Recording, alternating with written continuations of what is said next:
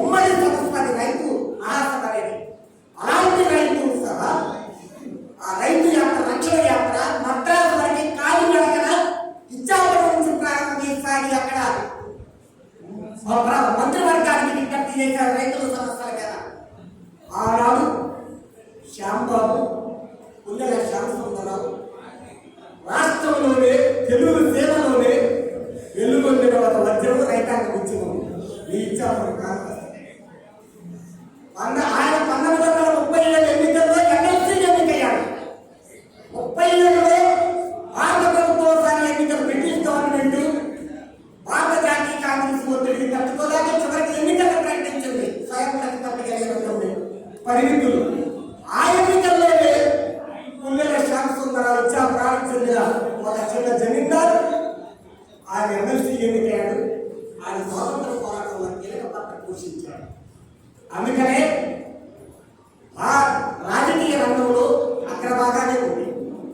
అంతేకాదు గౌతు లక్ష్మణ గారు కావచ్చు, అక్కడ చెన్నై కృష్ణారాయణ గారు కావచ్చు, విశాఖపట్నం కేంద్రంగా ఇలాంటి వాళ్ళు చాలా మంది ఉత్తరాంధ్రలో రాజకీయ రంగంలో ముందుకు వచ్చిన వాళ్ళు ఉన్నారు. అంతేకాకుండా కమ్యూనిస్ట్ ఉద్యమం కూడా చాలా కీలకమైన పాత్ర పోషించింది. గంటి రాజేశ్వరరావు గారు ఇక్కడ బాలుగా సముద్ర తీరం ఒక బ్రాహ్మణ కుటుంబంలో పేరయ్య పంతులు గారు సంతానంగా పుట్టి ఆయన బ్రిటిష్ గవర్నమెంట్కి సేవ చేస్తుంటే తండ్రిని పన్నెల్లారెడ్డి గారు ఆయన తండ్రిని ఎదిరించి కమ్యూనిస్ట్ ఉద్యమంలోకి వచ్చాడు. గంటి రాజేశ్వరరావు గారు విజయనగరంలో చదువుతూ కళాశాలలో కమ్యూనిస్ట్ ఉద్యమంలోకి వచ్చాడు. అయితే చాలా త్వరలోనే ఎవరిలోనే కారణాల వల్ల మరణించి కోల్పోయారు. వేరే విషయం కానీ ఇక్కడ కమ్యూనిస్ట్ ఉద్యమం యొక్క. అంతేకాకుండా ఈ పక్కనే మరణాపురంలో మార్పు పద్మనాభం గారు ఆయన ప్రాధాన్యత ఈ ప్రాంతంలో చాలా 1937 ఆయన తమిళనాడులో ఉన్న కడలూరు జైలుకి వెళ్ళి వచ్చిన వాడు కాదు. మరొక పుష్కర కాలం అయితే వాడు జైలు జీవితాలు చేసే 100 ఏళ్ళు అవుతుంది.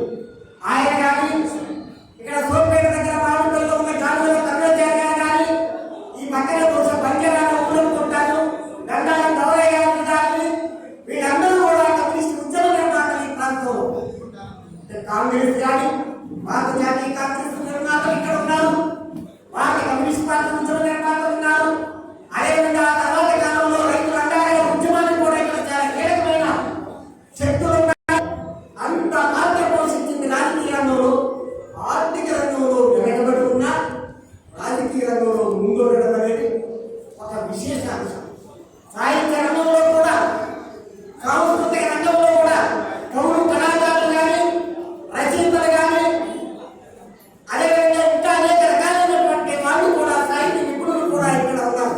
బంకు మల్లయ్య శాస్త్రి కానీ, పిడుగు రామూర్తి లాంటి భాషావేత్తలు కానీ ఈ ప్రాంతం వాడే కదా. అందుకనే సాంస్కృతిక సంపద తక్కువ లేదు, సాహిత్య సంపద తక్కువ లేదు, ఆర్థిక రంగంలో మాత్రం వెనకబడి ఉంది. దాన్ని సరిచేసుకోవాల్సిన బాధ్యత ఉంది. ఈ ప్రాంతంలో ఆ కమిట్మెంట్ తో ఈ సాగరా కమిటీ కనుక ముందుకు సాగితే విజయం నీవే. శోభరాత్రి చివరికి ఆశీస్సులు ఏదైతే వ్యక్తం చేశారో విజయం సాధిస్తారు అని చెప్పి అన్నారు. ఆ విజయాన్ని సాధించే వరకు నిలబడాలని, నిలబడతారని ఆశిస్తున్నాం. ఇక్కడ కార్మిక, కర్షక, కూలీలు అందరి మధ్య సమైక్యతని, మత్స్యకారులు, ఆదివాసుల మధ్య పోరాడేవాడు, ఏడ్చేవాడు చుట్టాలు, బంధువులు అవుతారు. కన్నీళ్లు కాల్చేవాడికి కన్నీళ్లు కాల్చేవాడు ఆత్మబంధువులు అవుతారు. ఏడిపించేవాడు ఒకటి. అది ఎవరి లేదు. విశాఖ స్టీల్ ప్లాంట్ లో ఏడిపించే కార్పొరేట్ అయినా మన ప్రాంతంలో ఏడిపించేవాడైనా ఒకటి. మనం నిర్ణయం